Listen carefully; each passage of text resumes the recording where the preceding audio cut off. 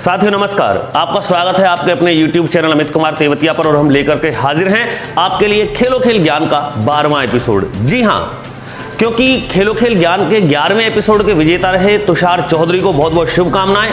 और साथियों एपिसोड 12 से हम कुछ विशेष आपके लिए लेकर के आए हैं। आप दिल्ली पुलिस की तैयारी यदि कर रहे हैं तो खेलो खेल ज्ञान का एक महत्वपूर्ण मेरुदंड साबित होने वाला है आगामी परीक्षाओं में। क्यों? क्योंकि अब से आगे जो भी हमारे प्रतियोगी प्रश्न खेलो खेल ज्ञान के कार्यक्रम में सम्मिलित होंगे वो सभी स्टाफ सिलेक्शन कमीशन के द्वारा आयोजित दिल्ली पुलिस के प्रीवियस पेपरों में आ चुके हैं या उनके इर्द गिर्द हैं। मान लीजिए यदि किसी प्रश्न में विज्ञान के किसी भी एक मात्रक को पूछा गया है तो हमने उसी के आसपास से दूसरा मात्रक उठा करके आपको खेलो खेल ज्ञान के कार्यक्रम में दे दिया है। अतः हमारी एक कोशिश है, हम भरपूर प्रयत्न कर रहे हैं कि आप खेलो खेल ज्ञान के माध्यम से ऐसे प्रश्न आप तक पहुंचाए जाएं जो आगामी परीक्षाओं में बहुत महत्वपूर्ण हो। साथियों, जो भी दिल्ली पुलिस की तैयारी कर रहे हैं या अन्य किसी प्रतियोगी परीक्षाओं की तैयारी कर रहे हैं तो उनके लिए हमारे आने वाले सभी प्रश्न, चाहे वो करंट अफेयर्स की घटनाएं हों, चाहे संवैधानिक प्रश्न हो, संविधान के संशोधन हो या किसी भी जो हमारी स्थायी जीएस है, सामान्य अध्ययन है, इतिहास है, भूगोल है, सभी को सम्मिलित किया गया है। खास तौर से जब दिल्ली पुलिस स्पेशल हम शुरू कर रहे हैं तो इसके लिए करंट अफेयर्स और जो महत्वपूर्ण संवैधानिक घटनाएं हैं वो ली गई हैं और यहां तक कि स्टाफ सिलेक्शन कमीशन में विज्ञान खास तौर से सम्मिलित किया गया है। खेलो खेल ज्ञान का 12वां एपिसोड हम आपके साथ शुरू कर रहे हैं और अब से आगे जो भी हमारे एपिसोड आ रहे हैं वो दिल्ली पुलिस परीक्षा के लिए विशेष होंगे। अतः हम कोशिश कर रहे हैं कि आपके लिए एक से एक बेहतरीन प्रश्न आप तक पहुंचाया जाए जो प्रतियोगी परीक्षाओं में महत्वपूर्ण मेरुदंड बने, आप सफलता पाएं। इसी कामना के साथ शुरू करते हैं आज का कार्यक्रम खेलो खेल ज्ञान का 12वां एपिसोड।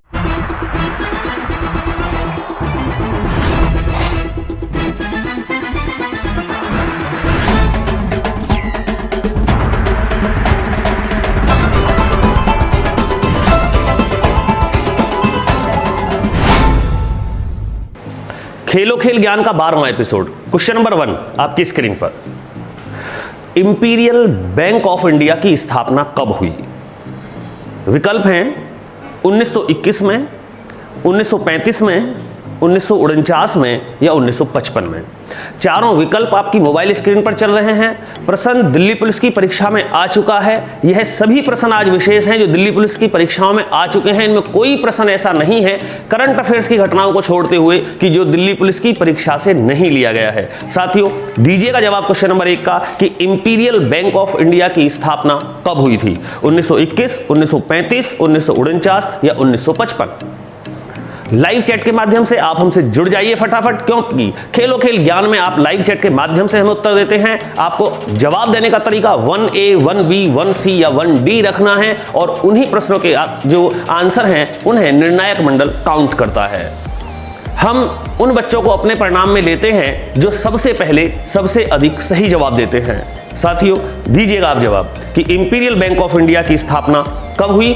हम जब तक स्क्रीन पर प्रश्न को बोलते हैं तब तक सभी बच्चे जो लाइव चैट के माध्यम से हमें उत्तर नहीं पहुंचा देते, क्योंकि अपॉर्चुनिटीज सबको मिलनी चाहिए, समान अवसर सबका है। अतः आप दीजिएगा जवाब। बहुत अच्छे, शाबाश, आपके आंसर लगातार हमें मिल रहे हैं और बहुत सारे ऐसे बच्चे हैं जो दिल्ली पुलिस की तैयारी कर रहे हैं। तो आप लगातार हमें आंसर दीजिएगा। हमारे चैनल से जुड़ें, सब्सक्राइब करें, वीडियो लाइक करना ना भूलें, अपने साथियों को शेयर करें। जवाब हम देते हैं आपको क्वेश्चन नंबर 1 का। देखिएगा सही जवाब है ऑप्शन नंबर ए। जी हां, 1921 ही वह सन है जिसमें इंपीरियल बैंक ऑफ इंडिया की स्थापना हुई। विकल्प 2 देख लीजिएगा। 1935 में भारतीय रिजर्व बैंक की स्थापना हुई भारत शासन अधिनियम 1935 के तहत। 1949 में भारतीय रिजर्व बैंक का राष्ट्रीयकरण हुआ और 1955 जो आप चौथा विकल्प देख रहे हैं, 1955 में इंपीरियल बैंक ऑफ इंडिया का नाम भारतीय स्टेट बैंक रख दिया गया, जिसे आज हम SBI के नाम से जानते हैं। आइए आगे बढ़ते हैं। आपकी मोबाइल स्क्रीन पर क्वेश्चन नंबर 2। निम्न में कौन सा एक व्यवस्थापिका का कार्य नहीं है? जवाब दीजिएगा।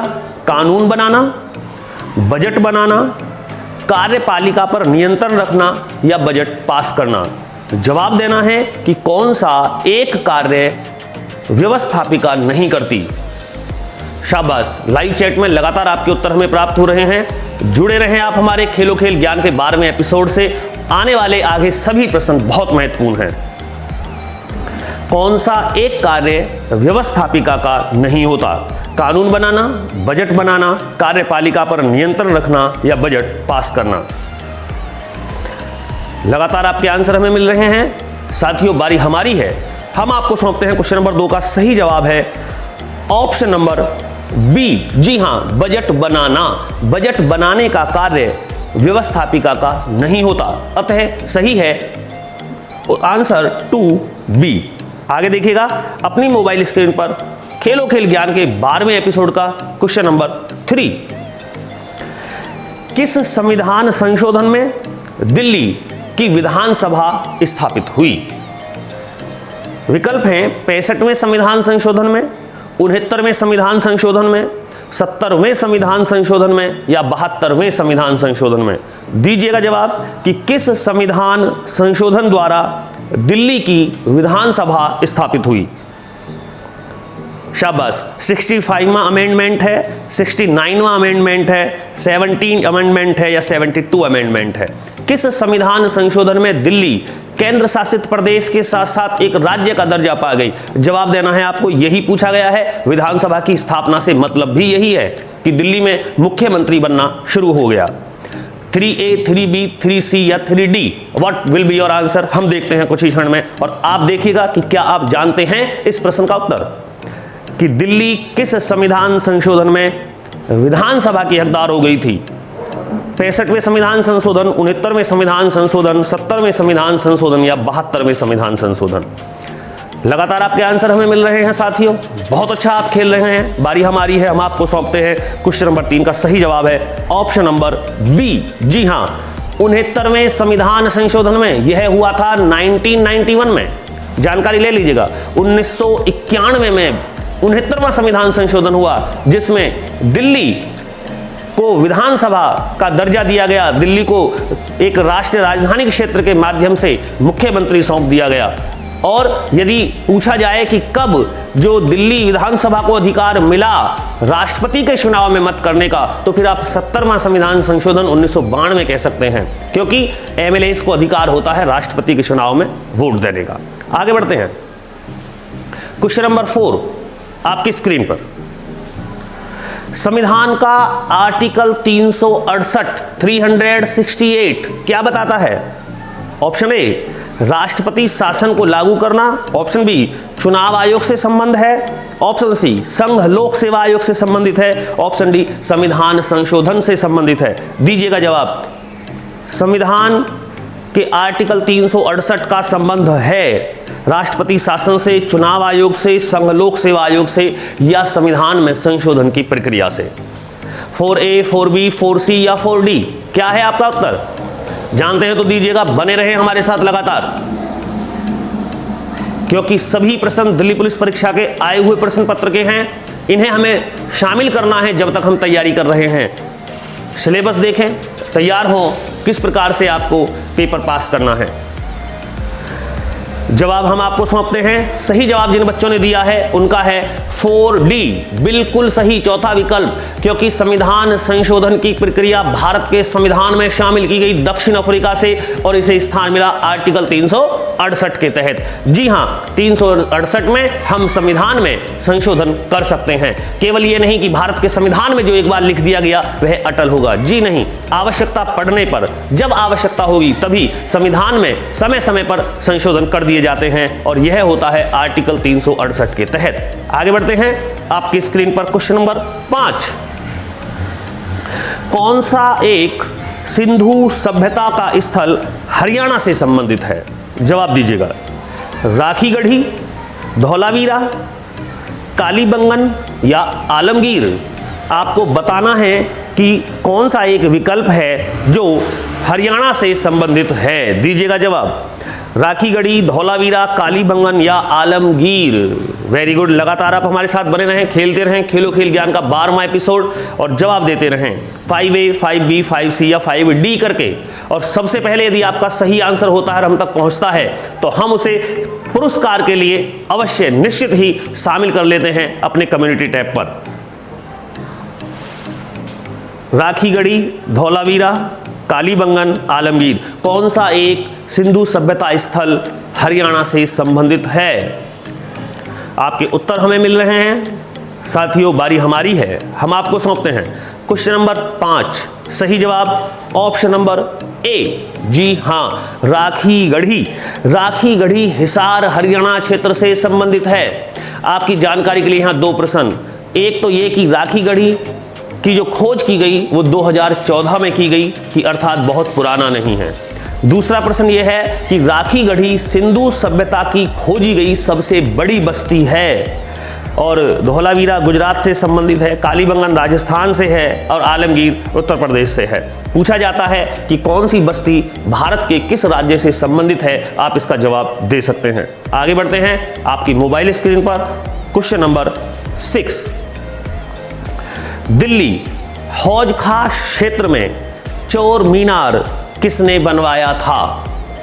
ऑप्शन है फिरोज तुगलक, अलाउद्दीन खिलजी, कुतुबुद्दीन ऐबक या इब्राहिम लोदी।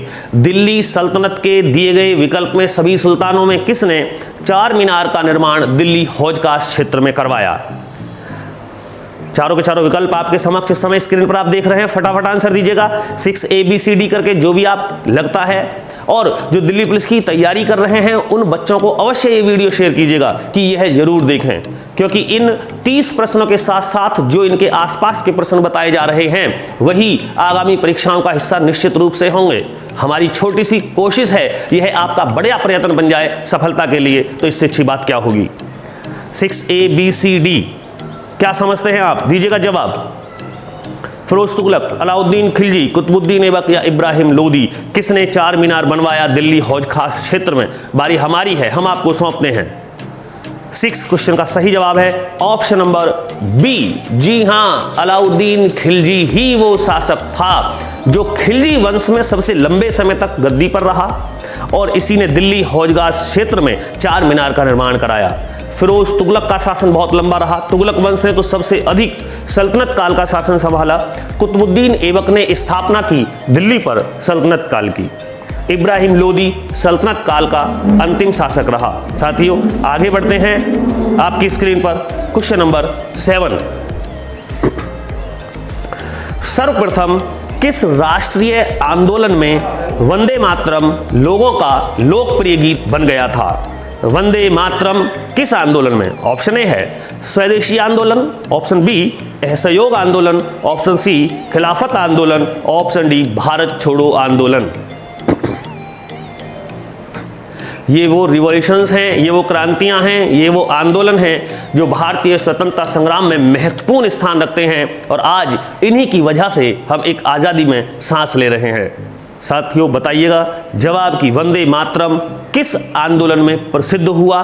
प्रत्येक व्यक्ति की जुबान पर वंदे मातरम का नारा था। किस आंदोलन से यह गीत निखर के आया? वंदे मातरम। स्वदेशी आंदोलन, असहयोग आंदोलन, खिलाफत आंदोलन या भारत छोड़ो आंदोलन? चारों विकल्प इस समय आपकी स्क्रीन पर हैं, जवाब दीजिएगा।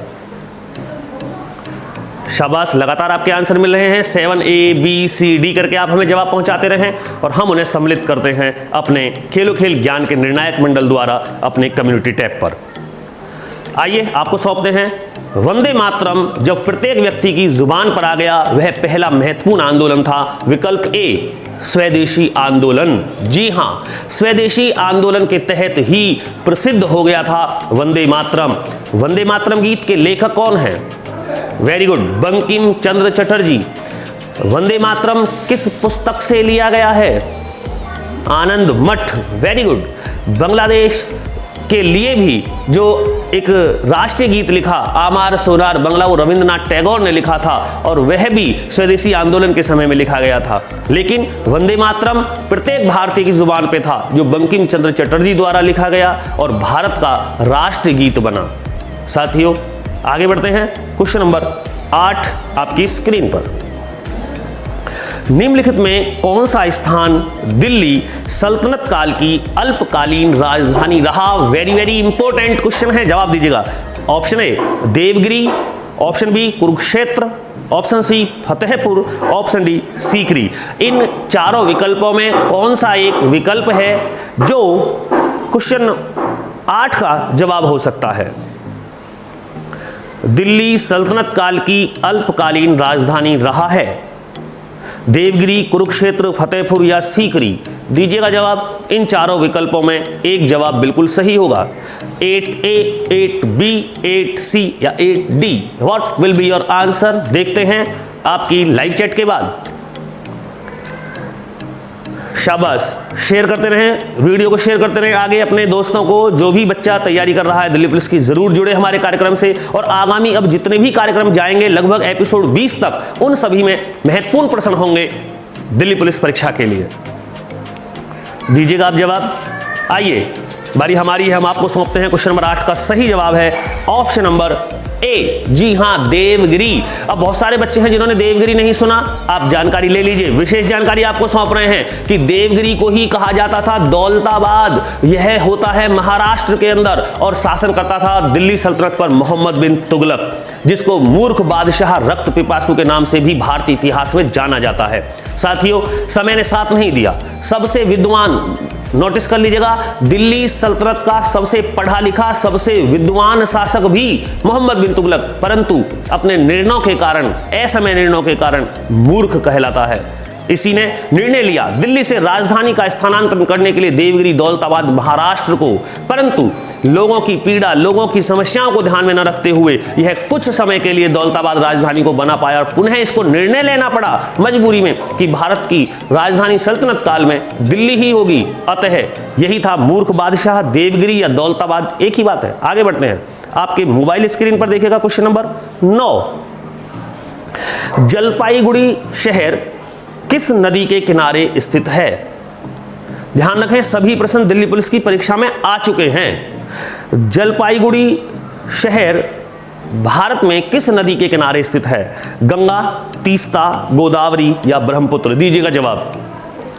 जिन्होंने सुना होगा वो अवश्य जवाब दे पाएंगे और जिन्होंने नहीं सुना है तो उसके लिए हमारा कार्यक्रम शुरू है ही। आप जुड़ें और सीखें। गंगा, तीस्ता, गोदावरी या ब्रह्मपुत्र?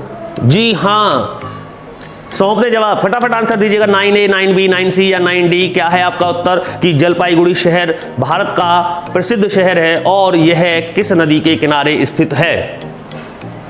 चलिए हम आपको सौंपते हैं क्वेश्चन नंबर 9 का सही जवाब है ऑप्शन नंबर बी। जी हां, तीस्ता नदी जो बहती है भारत के पूर्वी हिस्से में और बांग्लादेश और भारत दोनों में तीस्ता नदी के जल को लेकर के विवाद है। यह सवाल आज के इस प्रश्न से ज्यादा महत्वपूर्ण है कि तीस्ता नदी जल विवाद भारत का किस देश के साथ है? तो साथियों यह बांग्लादेश के साथ है। आगे बढ़ते हैं, आपकी स्क्रीन पर क्वेश्चन नंबर 10। 2.5 दिन का झोंपड़ा किस राज्य में स्थित है? ऑप्शन है मध्य प्रदेश, राजस्थान, उत्तर प्रदेश या बिहार। क्वेश्चन नंबर 10, खेलो खेल ज्ञान का 12वां एपिसोड आप खेल रहे हैं। वीडियो लाइक करते रहे, फटाफट लाइक करते रहे, शेयर करते रहे, सब्सक्राइब करना बिल्कुल ना भूलें।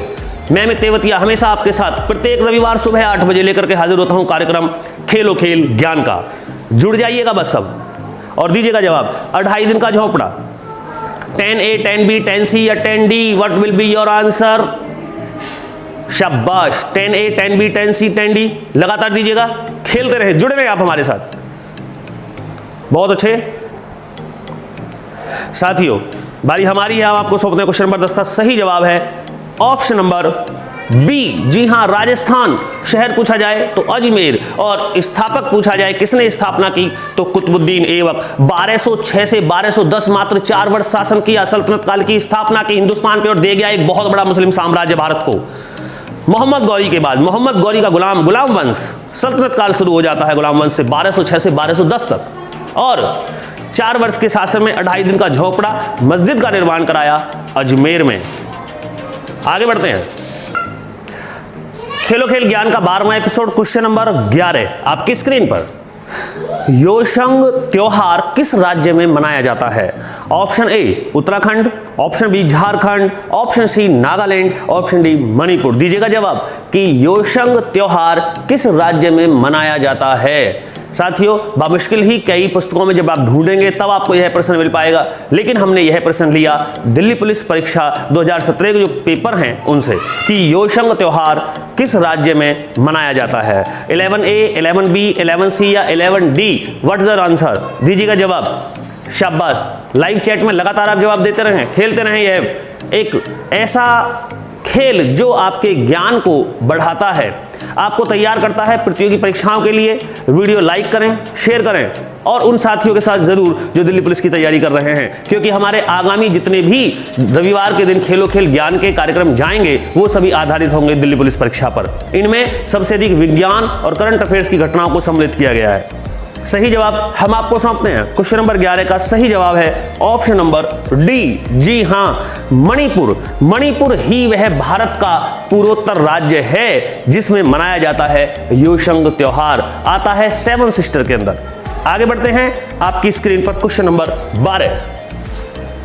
भारत का एकमात्र सक्रिय ज्वालामुखी एक्टिव वोल्केनोज आपको बताना है बैरन आइसलैंड किस जगह स्थित है। ऑप्शन ए अंडमान द्वीप पर, ऑप्शन बी निकोबार द्वीप पर, option C Lakshadweep, option D Minicoy. दीजिएगा जवाब। इन चारों भारतीय समुद्री द्वीपों पर किस द्वीप पर भारत का एकमात्र सक्रिय ज्वालामुखी बैरन स्थित है? 12A, 12B, 12C या 12D, क्या है आपका उत्तर? यदि आपने पढ़ा है तो जवाब अवश्य आप दे पाएंगे, नहीं पढ़ा है तो तैयारी कर लीजिएगा और नोट कर लीजिएगा कि भारत का एकमात्र सक्रिय ज्वालामुखी बैरन आइसलैंड किस जगह स्थित है। ऑप्शन इस समय आपकी स्क्रीन पर है चारों विकल्पों में, एक विकल्प सही है। आप जवाब हमें दे रहे हैं खेलो खेल ज्ञान के 12वें एपिसोड के माध्यम से लाइव चैट द्वारा। आइए आपको सौंपते हैं। सही जवाब है 12A। जी हां, अंडमान ही वह द्वीप है। अब बच्चों के मन में आएगा कि अंडमान निकोबार दोनों अलग अलग हैं। अंडमान अलग, लघु अंडमान अलग, दक्षिणी अंडमान अलग, ग्रेट निकोबार अलग। साथियों, ये बहुत सारे द्वीप हैं, इनको मिलकर के अंडमान निकोबार द्वीप समूह कहा जाता है और इसी में अंडमान द्वीप पर स्थित है बैरन आइसलैंड जो कि एक सक्रिय ज्वालामुखी है, जबकि नारकोंडम एक भारत का दूसरा सक्रिय ज्वालामुखी है जो निकोबार में स्थित है। आगे बढ़ते हैं, चलते हैं क्वेश्चन नंबर 13 की ओर। सबसे अधिक गुप्त ऊष्मा अब किस में होती है? अब हम विज्ञान की ओर अग्रसर हैं। ऑप्शन ए जल, ऑप्शन बी लोहा, ऑप्शन सी सोना, ऑप्शन डी तांबा। दीजिएगा आप जवाब कि सबसे अधिक गुप्त ऊष्मा या विशिष्ट ऊष्मा दिए गए 4 विकल्पों में किस में होती है? जल, लोहा, सोना या तांबा। शाबाश, जो बच्चे हमसे बाद में जुड़ रहे हैं वो फटाफट में आंसर देना शुरू करें। अभी भी आप प्रथम स्थान ले सकते हैं यदि आप सबसे पहले हमें सही जवाब सौंपते हैं। 13A, 13B, 13C या 13D, क्या है आपका उत्तर? अगर आपने फिजिक्स पढ़ा है, ऊष्मा का चैप्टर आपने पढ़ा है, हीट के विषय में आपने पढ़ा है, तो बताइएगा कि सबसे अधिक जो गुप्त ऊष्मा है वो निम्न विकल्पों में किसमें है? जल में, लोहे में, सोना या तांबा। और अधिकतर बच्चे जो तैयारी कर रहे हैं, प्रतियोगी परीक्षाओं से जुड़े हुए हैं, वो हमें सही जवाब दे रहे हैं क्वेश्चन नंबर 13 का। जी हां, सही है 13A जल। जल की गुप्त ऊष्मा निम्न विकल्पों में अधिक होती है, तो 13A वाले बच्चों का जवाब सही है। अच्छा, मान लीजिए यदि हम यहां स्टीम अर्थात भाप को भी सम्मिलित कर लें तब हमारा जवाब भाप होना चाहिए। क्यों? आपने उदाहरण पढ़ा होगा कि जल से जलने की अपेक्षा भाप से जलने के कारण कष्ट अधिक होता है। कारण क्या है? कारण यही है कि जो भाप है, जो स्टीम है, उसकी जो गुप्त ऊष्मा है वो जल से अधिक होती है। चले आगे, शाबाश, सीखते रहिएगा। क्वेश्चन नंबर 14 लिखते रहें। विद्युत आवेश को भंडारण करने के लिए प्रयुक्त उपकरण को क्या कहते हैं? ऑप्शन ए प्रेरक, ऑप्शन बी संधारित्र, ऑप्शन सी दिष्टकारी, ऑप्शन डी ट्रांजिस्टर। 4 विकल्प इस समय आपकी स्क्रीन पर हैं। इन चारों विकल्पों में आपको बताना है कि कौन सा एक ऐसा विद्युत युक्ति है, डिवाइस है, इलेक्ट्रिक डिवाइस है जो विद्युत आवेश को स्टोरेज करने का पावर रखता है। प्रेरक, संधारित्र, दिष्टकारी या ट्रांजिस्टर। अगर मैं इनको आपको इंग्लिश में बताऊं तो प्रेरक को हम चौक बोलते हैं, संधारित्र को हम कंडेंसर बोलते हैं, दिष्टकारी को रेक्टिफायर बोलते हैं, ट्रांजिस्टर को ट्रांजिस्टर बोलते हैं। दीजिएगा 14A, 14B, 14C या 14D, कौन सा एक जवाब है बिल्कुल सही? आ चुका है पेपर में प्रश्न, इसलिए आपसे पूछा जा रहा है और बच्चों को मैंने पढ़ाया भी है, विद्युत का चैप्टर हाल ही में कराया था। तो बताएं आपकी क्या जवाब है इसका। शाबाश। 14A, 14B, 14C या 14D, चारों विकल्प आपके इस समय स्क्रीन पर हैं, जवाब देते रहिएगा। तो वीडियो को शेयर लाइक जरूर करते रहें, सब्सक्राइब जरूर कर लें चैनल। आइए सौंपते हैं आपको। क्वेश्चन नंबर 14 का सही जवाब है ऑप्शन नंबर बी। जी हाँ, संधारित्र, जिसे हम कंडेंसर बोलते हैं। कंडेंसर ही वो युक्ति है जो विद्युत आवेश को भंडारण करने का पावर रखता है या स्टोरेज करके रखता है। प्रेरक चौक होता है। दिष्टकारी रेक्टिफायर को बोलते हैं। बहुत इंपॉर्टेंट है रेक्टिफायर, क्योंकि यह प्रत्येक इलेक्ट्रिक डिवाइस में लगा होता है। क्या कार्य है रेक्टिफायर का? एसी को डीसी में कन्वर्ट करने का काम रेक्टिफायर करता है। ट्रांजिस्टर सब जानते हैं, जो टेलीकम्युनिकेशंस का काम करता है ट्रांजिस्टर होता है। आगे बढ़ते हैं। आपकी मोबाइल स्क्रीन पर खेलो खेल ज्ञान का 12वां एपिसोड, क्वेश्चन नंबर 15। मनुष्य के जो नाखून हैं ये बने होते हैं एल्बुमिन, केराटिन, पिगमेंट या इलास्टिन। चारों विकल्प इस समय आपकी स्क्रीन पर हैं। शाबाश, आप हमें लगातार जवाब दीजिएगा। 15A, 15B, 15C या 15D, क्या जवाब है आपका? दिल्ली पुलिस परीक्षा में आ चुका प्रश्न है, मनुष्य के नाखून किसके बने होते हैं? तो जवाब दीजिएगा। अब आप पढ़ लेना कि मनुष्य के बाल किसके बने होते हैं या पशुओं के खुर किसके बने होते हैं। बहुत सारे ऐसे ही जो प्रोटीन्स हमारी बॉडी में होते हैं जो काम करते हैं, उनके विषय में हमें जानना जरूरी हो जाता है। मनुष्य के नाखून किससे बने होते हैं, ये आपका आज का प्रश्न है। 15वां प्रश्न आपकी स्क्रीन पर इस समय स्थित है और चारों विकल्प दे रखे हैं कि एल्बुमिन, केराटिन, पिगमेंट या इलास्टिन। शाबाश, बहुत बच्चे हैं जो सही जवाब दे रहे हैं। 15A, 15B, 15C या 15D। खेलो खेल ज्ञान का 12वां एपिसोड लेकर के मैं अमित तेवतिया लगातार आपके साथ बना हुआ हूं। और ध्यान रखें कि प्रत्येक रविवार में बार बार नहीं कहना पड़ेगा, आप सुबह 10 बजे जरूर लाइव चैट के माध्यम से हमारी वीडियो को शेयर कर देंगे, जवाब देंगे, शामिल होंगे। जी हां, आंसर बहुत बच्चों ने सही दिया है। बारी हमारी है, हम आपको सौंपते हैं option number B. Keratin is the right answer. जो हमारे नाखून हैं वो केराटिन के बने होते हैं। आगे बढ़ते हैं। क्वेश्चन नंबर 16 आपकी स्क्रीन पर विज्ञान है। विज्ञान के ही प्रश्न सबसे अधिक आए हैं कि तापमान को किस विशेष डिग्री में बनाए रखने के लिए प्रयुक्त होता है। विकल्प ए है थर्मोस्टेट, विकल्प बी है थर्मामीटर, सी थर्मोकैपल और डी है पायरोमीटर। जवाब दीजिएगा कि किसी भी वस्तु के तापमान को नियत बनाए रखने के लिए निम्न में प्रयोग होता है। थर्मोस्टेट, थर्मामीटर या थर्मोकैपल या पायरोमीटर। चारों विकल्प आप अपनी स्क्रीन पर पढ़ पा रहे होंगे और जब आप तैयारी करते हैं तो वन लाइनर क्वेश्चन के रूप में इन्हें लिख सकते हैं। डैश करके आंसर लिख लीजिएगा। कभी भी आवश्यक नहीं है कि आप लाइव चैट के माध्यम में ही हैं। अगर आप लाइव चैट में नहीं हैं, मैं उन अपने बच्चों को बता दूं कि जो लाइव चैट में शामिल नहीं होते हैं लेकिन बाद में वीडियोस देखते हैं और नोट्स बना रखा है बच्चों ने। बहुत सारे बच्चों ने मुझसे संपर्क किया कि वो अपनी कॉपी पर उनका खेलो खेल ज्ञान के प्रथम एपिसोड से लेकर लगातार हमारे सभी एपिसोडों के प्रश्न उन्होंने अपनी कॉपी पे नोट्स बना के रखे हुए हैं। शाबाश, भगवान आपको कामयाबी दे, यही हमारी शुभकामनाएं आपके साथ हैं। आप मेहनत करते रहें। आंसर तो मिल गया है, आपको सौंप देते हैं क्वेश्चन नंबर 16 का सही जवाब ऑप्शन नंबर ए। जी हां, थर्मोस्टेट ही वह तत्व है जो किसी वस्तु के निश्चित तापमान को बनाए रखने के लिए प्रयुक्त किया जाता है।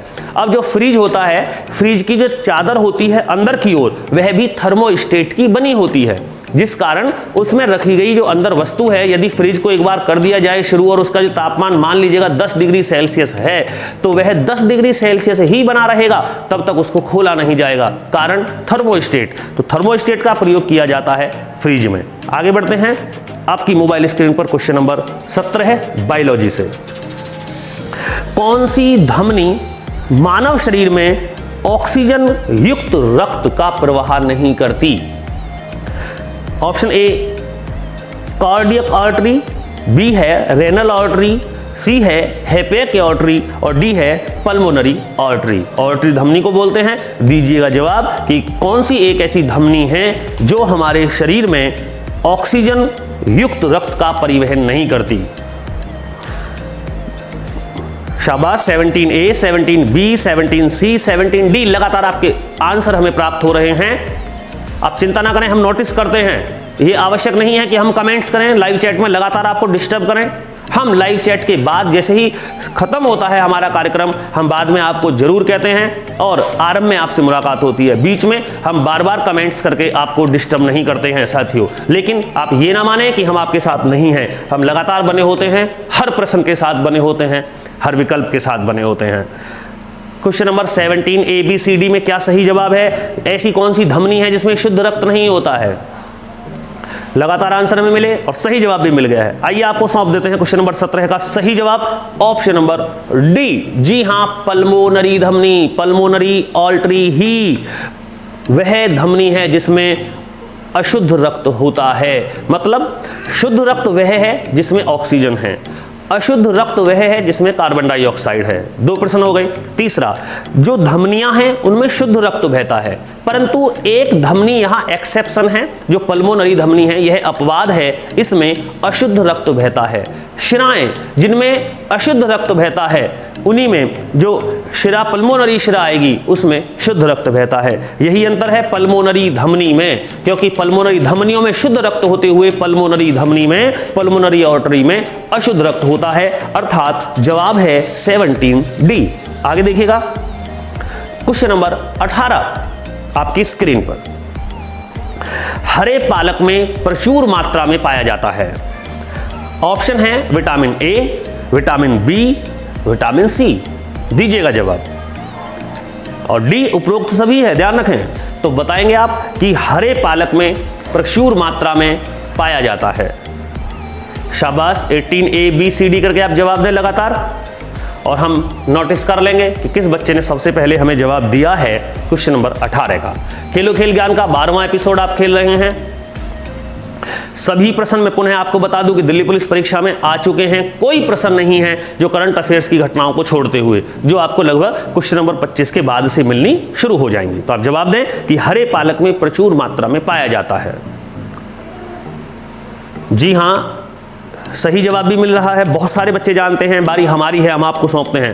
क्वेश्चन नंबर 18 का सही जवाब ऑप्शन नंबर डी, बिल्कुल सही। उपरोक्त सभी विटामिन ए, बी, सी तीनों ही भरपूर मात्रा में पाए जाते हैं पालक में। खाना शुरू कर दें जैसे ही मौसम शुरू हो, क्योंकि पालक हमारे शरीर में जो आयरन की कमी होती है उसको पूरा करता है, हमारे इम्यूनिटी सिस्टम को मजबूत करता है। और कोरोना काल में तो केवल वही लोग इससे जीत पाए हैं जिनका इम्यूनिटी सिस्टम, जिनकी प्रतिरोधक क्षमता जो थी लड़ने की रोगों से, वो बेहतरीन थी। साथियों, मेहनत करें, अवश्य सफलता आपको मिलेगी। वीडियो को शेयर करते रहें, लाइक करें, चैनल सब्सक्राइब करें। आगे बढ़ते हैं। क्वेश्चन नंबर 19 आपकी स्क्रीन पर। कौन सा एक हाइड्रोकार्बन का प्रमुख घटक है जो एलपीजी गैस में पाया जाता है? बताना है कौन सा एक हाइड्रोकार्बन एलपीजी गैस का प्रमुख घटक है। ऑप्शन ए मीथेन व ईथेन, ऑप्शन बी है प्रोपेन व ब्यूटेन, ऑप्शन सी है पेंटेन व बेंजीन और ऑप्शन डी है केवल ब्यूटेन।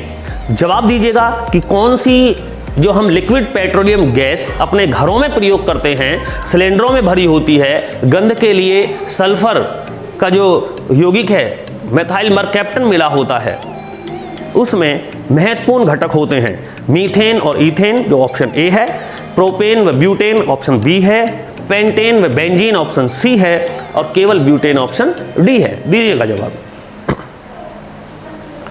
शाबाश, लगातार आप बने रहें हमारे साथ खेलो खेल ज्ञान के 12वें एपिसोड में। 19ABCD करके हमें जवाब दें, सीखते रहें। जो बच्चे तैयारी कर रहे हैं वो जुड़ जाइएगा, क्योंकि अब बेहतरीन साइंस के प्रश्न ही मैक्सिमम मैं आपके लिए लेकर के आऊँगा आगामी सभी एपिसोड्स में। और करंट अफेयर्स की घटनाएं होंगी और इतिहास, भूगोल, संविधान थोड़ा थोड़ा टच मिलता रहेगा। तो दीजिएगा जवाब।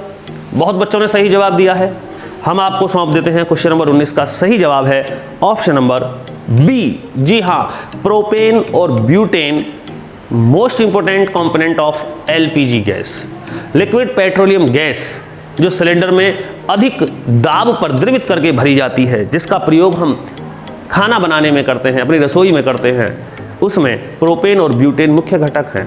गोबर गैस की बात करें तो मीथेन और ईथेन, और यदि हम लाइटर की बात करें तो लाइटर में ब्यूटेन भरी जाती है। सभी प्रश्न हो गए हैं 19 के विषय में। आइए आगे बढ़ते हैं। खेलो खेल ज्ञान का 20वां प्रश्न आपकी स्क्रीन पर। जब किसी गतिमान पिंड की गति दोगुनी हो जाए तो बताइएगा कि उसकी गतिज ऊर्जा में क्या परिवर्तन होता है। विकल्प ए है कि नियत रहेगी, बी दोगुनी हो जाएगी, सी है चौगुनी हो जाएगी, और डी है उपरोक्त में से कोई नहीं। जवाब दें कि जब कोई भी एक पिंड है और वह गतिमान है, मोशन में है, और यदि उसकी जो गति है उसको हम डबल कर दें, दोगुना कर दें, तो उसकी जो गतिज ऊर्जा है, जो काइनेटिक एनर्जी है, उसमें क्या परिवर्तन होगा। यह क्वेश्चन नंबर 20 है, फिजिक्स से प्रश्न लिया गया है, दिल्ली पुलिस की परीक्षा में आ चुका है। आप क्या सोचते हैं इस प्रश्न के बारे में, जवाब दें। 20A, 20B, 20C या 20D, क्या है जवाब, आपको बताएंगे फिर हम। आपको क्या लगता है कि यदि कोई भी पिंड गति में है, चल रहा है, और उसकी गति दुगनी हो जाए तो उसमें जो काइनेटिक एनर्जी है वो कितनी होगी। नियत रहेगी अर्थात कोई परिवर्तन नहीं रहेगा, तो उसमें या दोगुनी हो जाएगी, चौगुनी हो जाएगी, या उपरोक्त में से कोई नहीं। शाबाश, लाइव चैट में बने रहें, आंसर देते रहें। आप अपने साथियों के साथ जरूर डिस्कशन किया करें बाद में बैठ के। आइए आपको सौंपते हैं क्वेश्चन नंबर 20 का सही जवाब है ऑप्शन नंबर सी, 4 टाइम्स हो जाएगी, चौगुनी हो जाएगी। वह गतिज ऊर्जा यदि पिंड की गति को दोगुना कर दिया जाए। खेलो खेल ज्ञान का 12वां एपिसोड आप खेल रहे हैं। क्वेश्चन नंबर 21 आपकी स्क्रीन पर। साथियों ध्यान रखें, 21 से लेकर के 30 तक के सभी प्रश्न जो कार्यक्रम में सम्मिलित किए गए हैं वो सभी करंट अफेयर्स की घटनाएं हैं। तो यहां जो प्रश्न पूछा गया है 21वां कि वर्ष 2019 में निम्न में किस एक व्यक्तित्व को भारत रत्न से सम्मानित नहीं किया गया। कौन है जो भारत रत्न विभूषित नहीं है। विकल्प ए प्रणब मुखर्जी, बी मदन मोहन मालवीय, सी नानाजी देशमुख, और D Bhupen Hazarika. Current affairs की घटना है, बताइएगा कि इनमें कौन एक है जो भारत रत्न से सम्मानित 2019 के लिए नहीं है। प्रणब मुखर्जी, मदन मोहन मालवीय, नानाजी देशमुख या भूपेन हजारिका। शाबाश, जवाब दें आप क्वेश्चन नंबर 21 का 21A, 21B, 21C या 21D। इसी प्रकार से आपको जवाब देना है और सभी प्रश्न महत्वपूर्ण घटनाओं से संबंधित हैं। आप जवाब देते रहें। 21A, B, C, D क्या है जवाब। 2019 में किसको भारत रत्न नहीं दिया गया। वेरी गुड, लगातार लाइव चैट में आपके आंसर हमें मिल रहे हैं। बच्चों में कंफ्यूजन है, कोई बात नहीं, हम आपको जवाब देंगे इस प्रश्न का। इनमें 3 व्यक्तित्व ऐसे हैं जिन्हें 2019 के लिए भारत रत्न सम्मान दिया गया, परंतु एक व्यक्ति ऐसा नहीं है जिसे 2019 भारत रत्न सम्मान से सम्मानित किया गया हो। वेरी गुड, आइए हम आपको सौंपते हैं क्वेश्चन नंबर 21 का सही जवाब option number B, Madan Mohan Malviya. जी हां, मदन मोहन मालवीय को 2019 से पहले ही 2017-18 में भारत रत्न सम्मान दिया जा चुका था माननीय अटल बिहारी वाजपेयी जी के साथ। 2019 में प्रणब मुखर्जी, नानाजी देशमुख और भूपेन हजारिका, इन तीनों व्यक्तित्वों को भारत रत्न सम्मान दिया गया। आगे बढ़ते हैं क्वेश्चन नंबर 22 आपकी स्क्रीन पर। हाल ही में भारत का नया कैग नियंत्रक महालेखा परीक्षक किसे नियुक्त किया गया है। गिरीश चंद्र मुर्मू, राजश्री अग्रवाल, जानकी टंडन या रवि शर्मा। दीजिएगा जवाब। चारों विकल्प हैं। वेरी वेरी इंपॉर्टेंट क्वेश्चन है आने वाली परीक्षाओं के लिए, कई बार कैग पूछा जाता है। कौन है जिसको हाल ही में भारत का controller auditor general of India नियुक्त किया गया है। नियंत्रक महालेखा परीक्षक गिरीश चंद्र मुर्मू, राजश्री अग्रवाल, जानकी टंडन या रवि शर्मा। क्वेश्चन नंबर 22 खेलो खेल ज्ञान का 12वां episode. 22A B C D करके आप जवाब दें, हमारे साथ जुड़े रहें, अपनी प्रतिक्रिया जरूर बताएं। शाबाश, आपके आंसर हमें लगातार मिल रहे हैं लाइव चैट के माध्यम से। आइए हम आपको सौंपते हैं क्वेश्चन नंबर 22 का सही जवाब ऑप्शन नंबर ए।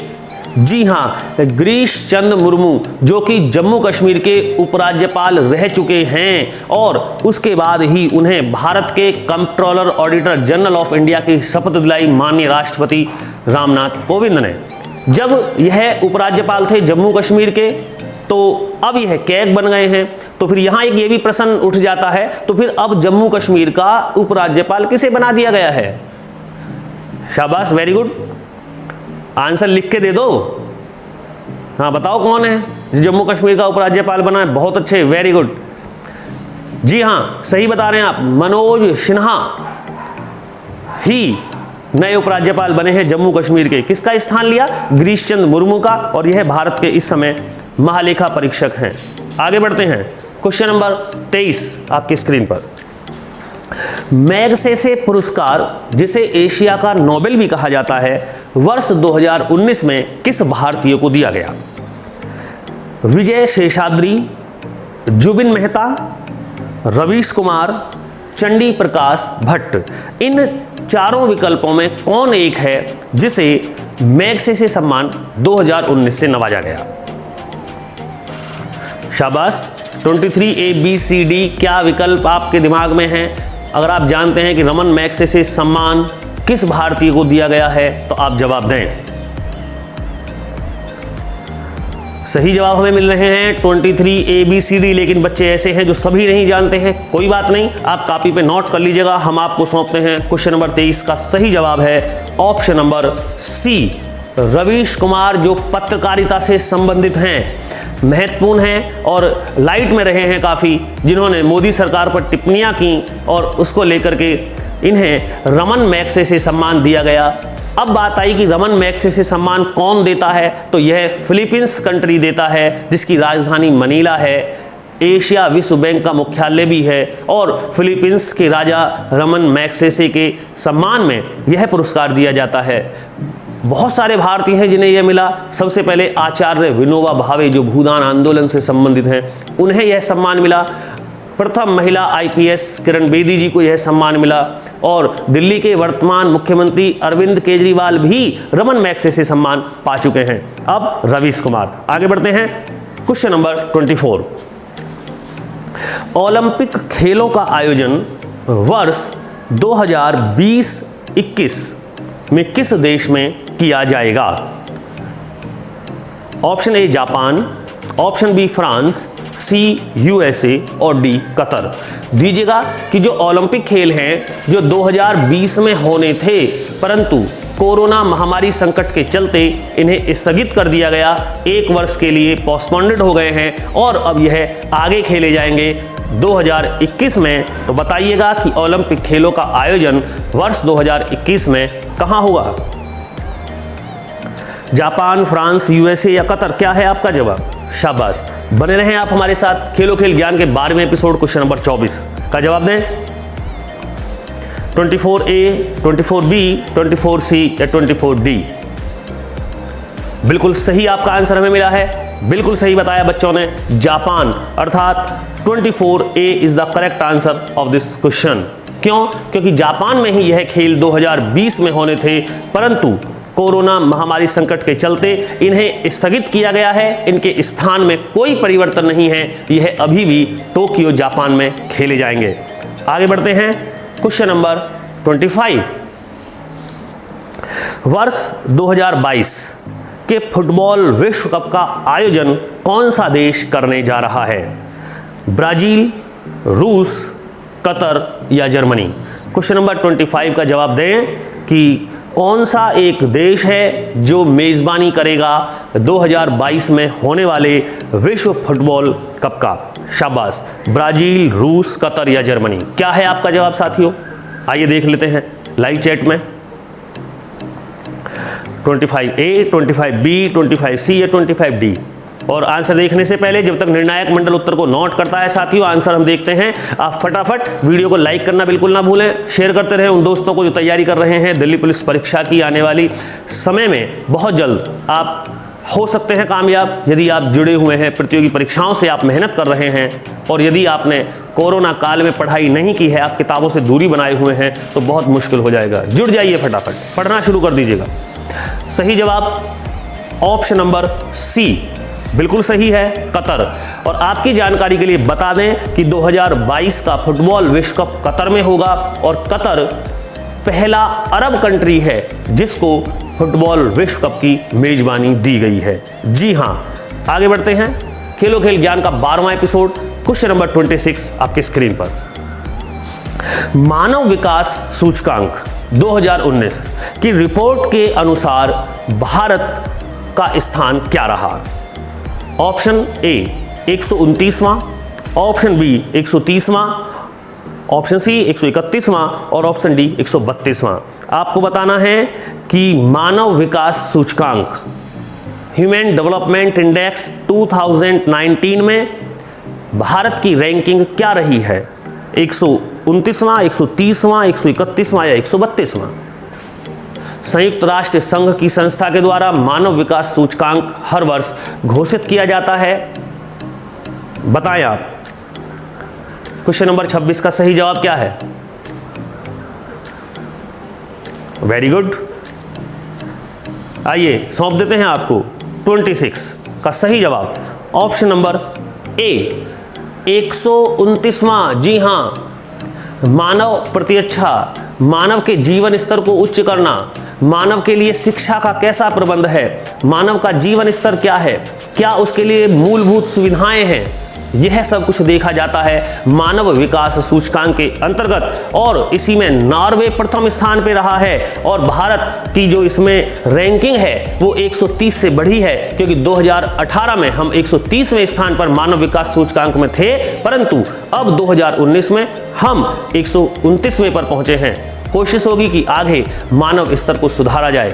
सरकार की बहुत सारी ऐसी योजनाएं हैं जो मानव स्तर को उच्च कर रही हैं। आइए आगे बढ़ते हैं। क्वेश्चन नंबर 26 का जवाब 26A सही है। आपकी मोबाइल स्क्रीन पर खेलो खेल ज्ञान का क्वेश्चन नंबर 27। अलेक्जेंडर लुकाशेंको लगातार रिकॉर्ड 6ठी बार किस देश के राष्ट्रपति बने हैं? इंपोर्टेंट प्रश्न है। 6 बार राष्ट्रपति लगातार बनना बहुत बड़ी एक रिकॉर्ड की बात है अपने आप में। आपको बताना है कि अलेक्जेंडर लुकाशेंको एक व्यक्तित्व है, एक ऐसे व्यक्ति हैं जो लगातार 6ठी बार राष्ट्रपति बने हैं। आपको यह बताना है कि ये किस देश के राष्ट्रपति बने हैं? सूडान, इथोपिया, बेलारूस या यूक्रेन? दीजिएगा जवाब। 27A, 27B, 27C या 27D? क्या है आंसर?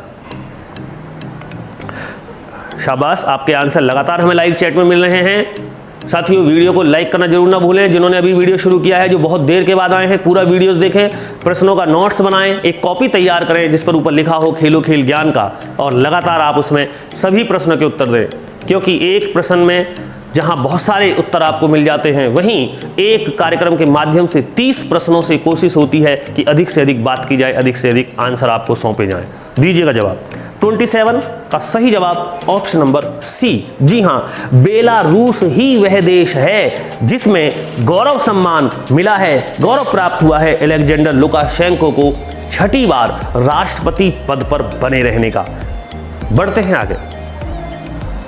आपकी मोबाइल स्क्रीन पर करंट अफेयर्स की घटना 28 देखेगा आप कि हाल ही में किस भारतीय राज्य में हिम तेंदुआ संरक्षण केंद्र स्थापित हुआ है? ऑप्शन हिमाचल, उत्तराखंड, सिक्किम या मध्य प्रदेश। इन चारों विकल्पों में आपको बताना है कि किस राज्य में हिम तेंदुआ संरक्षण केंद्र, जो कि पहला है हिंदुस्तान का, वो कहां स्थापित हो रहा है? Himachal Pradesh, Uttarakhand, Sikkim, Madhya Pradesh. 28A, 28B, 28C, 28D। क्या आंसर है? आपको जवाब देना है किस राज्य में हिम तेंदुआ संरक्षण केंद्र स्थापित हुआ। शाबाश। यदि आप न्यूज़पेपर के माध्यम से भी करंट अफेयर्स की घटनाएं पढ़ते रहें, मोबाइल पर बहुत सारे मैसेज आते हैं, तो आप तैयार हो जाएंगे किसी भी परीक्षा के लिए, क्योंकि अब परीक्षाओं में करंट अफेयर्स अधिक पूछा जाता है। सही जवाब हमें बच्चे दे रहे हैं, बारी हमारी है, हम आपको सौंपते हैं। क्वेश्चन नंबर 28 का सही जवाब है ऑप्शन नंबर बी, जी हां 28B, उत्तराखंड राजधानी देहरादून ही वह राज्य है भारत का जहां हिम तेंदुआ संरक्षण केंद्र स्थापित हुआ है। हिमाचल की राजधानी क्या है? शिमला। सिक्किम की राजधानी गंगटोक और मध्य प्रदेश की भोपाल। आगे बढ़ते हैं। खेलो खेल ज्ञान का 12वां एपिसोड, क्वेश्चन नंबर 29 आपकी स्क्रीन पर। एबल सम्मान किस क्षेत्र में प्रदान किया जाता है? अंतर्राष्ट्रीय पुरस्कार है। एबल सम्मान हम कहते हैं यह किस क्षेत्र में प्रदान किया जाता है? विज्ञान के क्षेत्र में, साहित्य के क्षेत्र में, पत्रकारिता के क्षेत्र में या गणित के क्षेत्र में? जवाब दें आप कि एबल सम्मान किस क्षेत्र में प्रदान किया जाता है। क्वेश्चन नंबर 29 खेलो खेल ज्ञान के 12वें एपिसोड के माध्यम से आपको जवाब देना है। बने रहें आप हमारे साथ और आपको आंसर देने का तरीका 29A, 29B, 29C या 29D के माध्यम से आप हमें उत्तर दे सकते हैं। पढ़ते रहें, जानकारी हासिल करते रहें और हमें जवाब देते रहें। हम आपके साथ कंधे से कंधा मिलाकर साथ देंगे आपकी प्रतियोगी परीक्षाओं में चयन के लिए। शाबाश, हमें आंसर मिल गया है, बारी हमारी है। हम आपको सौंपते हैं क्वेश्चन नंबर 29 का सही जवाब ऑप्शन नंबर डी, जी हां गणित, मैथ्स। इसे हम गणित का नोबेल सम्मान भी बोलते हैं। नोबेल सम्मान वैसे केवल 6 विषयों में दिया जाता है। एक तो भौतिक में दिया जाता है, रसायन में दिया जाता है, चिकित्सा में दिया जाता है, साहित्य में दिया जाता है, शांति में दिया जाता है और अर्थशास्त्र में दिया जाता है। परंतु अंतर्राष्ट्रीय स्तर पर जो सबसे बड़ा सम्मान मैथ्स में दिया जाता है, गणित में दिया जाता है, वह एबल सम्मान है। और एबल सम्मान की जो तुलना की गई है वह नोबेल सम्मान से की गई है। अर्थात नोबेल सम्मान मैथ्स का कहा जाता है, एबल को एबल सम्मान ही गणित का नोबेल कहलाता है और गणित क्षेत्र में दिया जाता है। विज्ञान में भारत में शांति स्वरूप भटनागर सम्मान दिया जाता है और साहित्य का भारतीय सम्मान जो है ज्ञानपीठ सम्मान सबसे बड़ा है। पत्रकारिता से पुलित्जर सम्मान संबंध रखता है और गणित का सम्मान जो है वो एबल सम्मान है। आगे बढ़ते हैं आपकी मोबाइल स्क्रीन पर क्वेश्चन नंबर 30। लेबनान की राजधानी हाल ही में चर्चाओं में आई बेरूत में हुए विशाल धमाके का कारण क्या था? आपको जवाब देना है। ऑप्शन है potassium nitrate, ammonium sulphate, ammonium nitrate या सोडियम नाइट्रेट। जवाब देने का तरीका 30A, 30B, 30C या 30D। अंतिम प्रश्न खेलो खेल ज्ञान के 12वें एपिसोड का जवाब दीजिएगा। शाबाश, लगातार न्यूज़पेपर के माध्यम से, टेलीविजन के माध्यम से हर जगह लेबनान छाया हुआ है और लेबनान के प्रधानमंत्री ने भी हाल ही में इस्तीफा दे दिया है अपने पद से। आपको बताना है कि आंतरिक गृह युद्ध से परेशान लेबनान की आर्थिक स्थिति डूबती हुई है और ऊपर से बेरूत जो राजधानी है, विशाल धमाका हुआ, आधे से अधिक शहर जिसमें उड़ गया। अपने आप का प्रथम विशाल धमाका यह किस कारण से हुआ? पोटेशियम नाइट्रेट इसका मुख्य कारण रहा या अमोनियम सल्फेट रहा, अमोनियम नाइट्रेट रहा या सोडियम नाइट्रेट रहा? दीजिएगा जवाब। शाबाश। 30A, B, C, D क्या है आपका आंसर हम चेक कर रहे हैं और जरूर आप वीडियो को लाइक शेयर कर दें, चैनल सब्सक्राइब कर लें अगर नहीं किया हुआ है, ताकि आपको हमारी सूचनाएं मिलती रहें कि कब जो खेलो खेल ज्ञान की जो अगला एपिसोड है प्रत्येक रविवार में जो सुबह 10 बजे आता है किससे संबंधित होगा। लेकिन अब हमारी कोशिश है कि हम ऐसे ही महत्वपूर्ण प्रश्न जो दिल्ली पुलिस परीक्षा के लिए एक महत्वपूर्ण जगह रखते हैं वही लेकर के आपके लिए हाजिर होंगे खेलो खेल ज्ञान के आगामी सभी एपिसोड्स में।